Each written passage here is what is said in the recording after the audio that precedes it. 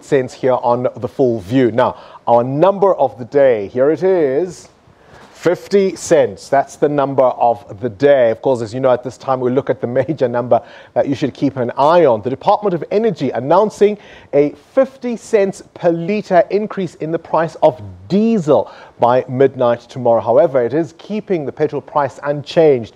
You remember the Automobile Association had expected that it might be decreased by 16 cents. But before you celebrate, this number has a direct impact on every consumer in South Africa because, of course, a lot of the goods that are transported around the country are done so using diesel trucks. So at some point, even if you're not a diesel consumer directly, you will feel the impact of this number in your pocket. Now, the price of paraffin, on the other hand, will increase by 37 cents per litre.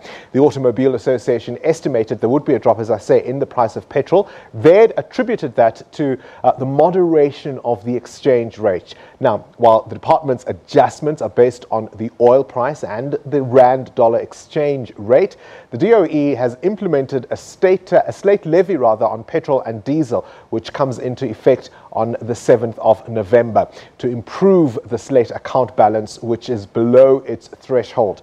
The department says its research on the possibility of fixing a cap to the price of unleaded fuel may be concluded by January next year. So we'll have to see how that unfolds. Of course, it does call for a discussion to just sort of unpack what this is going to be looking like. And for that, I'm going to throw back to Francis.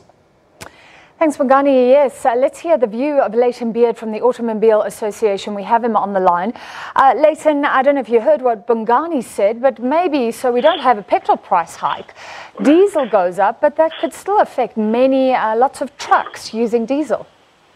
It certainly is, Francis, and we know that, for instance, certain sectors, like, for instance, the agricultural sector, rely quite heavily on diesel. So while the petrol price is not going to go up, which isn't welcome news, diesel certainly is going to spike quite significantly.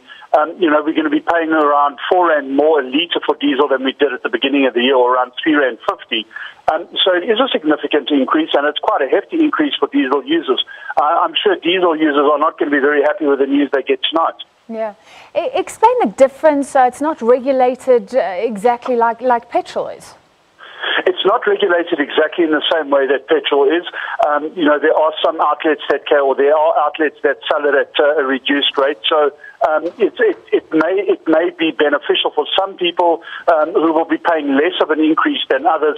At the end of the day, diesel users will pay more. It just may be the margins are going to be a bit less from one station to the next. The reason diesel is more expensive, obviously, is because of the refining process that is a little more complex and complicated than it is for petrol, and that's the reason why you're paying more for diesel than you are for petrol.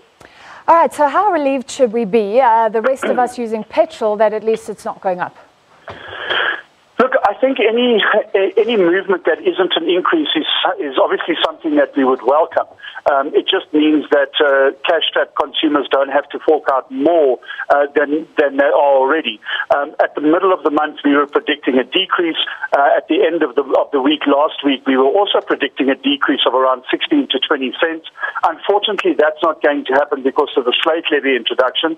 And the Slate levy hasn't been enforced for a while. I mean, at least since January 2017, and perhaps further than that as well. So it is a surprise move by the Department of Energy.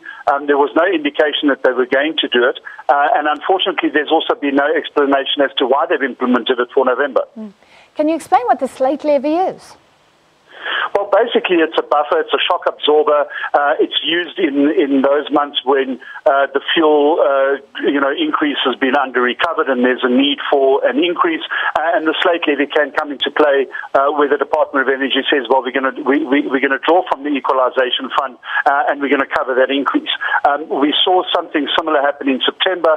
Now, whether this is an offset to what happened in September when government intervened in the 22-cent increase there, we don't know, because, as I said, there's been no explanation as to why the Slate levy has been introduced now. Yeah, some confusion still. Finally, Layton, government does seem to be leaning towards trying to cap the price of at least 93 unleaded to protect the poor. Are you in support of that? Is it viable, feasible as well? Look, I think in terms of the viability and feasibility, retailers have been asked for the input, so they will certainly give their input in terms of whether it's feasible or viable. From our point of view, any measures that are going to make it cheaper for people to buy petrol are certainly things that we would welcome and we would endorse.